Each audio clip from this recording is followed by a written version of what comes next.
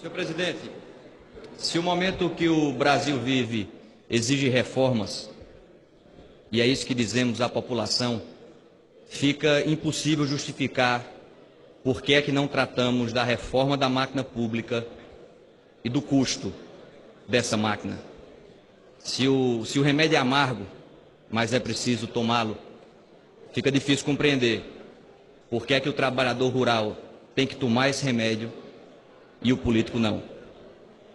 Porque muitas vezes, senhor presidente, quando um filho está doente, o pai ou a mãe, antes de dar o remédio amargo ao filho, toma um pouco desse remédio para dizer que está junto e encorajar o filho a enfrentar a dificuldade. A diferença no nosso caso, nessa nossa insistência de não tratar da reforma da máquina pública, são duas. Primeiro é que o pai toma o remédio estando saudável. E a principal doença está aqui. Depois, é que não é o povo que tem que obedecer aos políticos. Somos nós, políticos, que precisamos obedecer ao povo.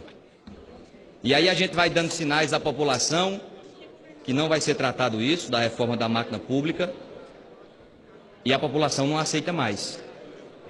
E aí a gente vai achando que o tempo que vai resolver e acalmar o país, e não vai acalmar. A gente precisa tratar de temas que beiram a obviedade da exigência da população para que a gente dê uma resposta.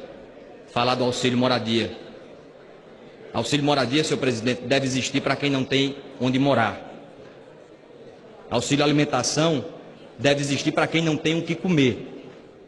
E a gente tem uma máquina pública inchada, agigantada, repleta de espaços como esses, e não vamos dizer que é só a classe política, vamos avançar no poder judiciário, vamos avançar em todos os espaços da máquina pública para acabar com essas distorções.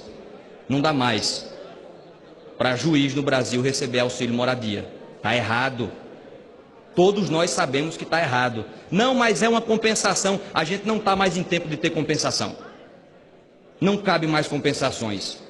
É preciso ter uma mudança radical em direção daquilo que é correto. Não adianta mais puxar um pouquinho para cá, um pouquinho para ali. Não dá mais. E é esse embate. E é o enfrentamento dessas distorções que talvez inicie um período de equilíbrio nesse país. Não dá para pedir equilíbrio à população quando a gente vive banhado em distorções da máquina pública.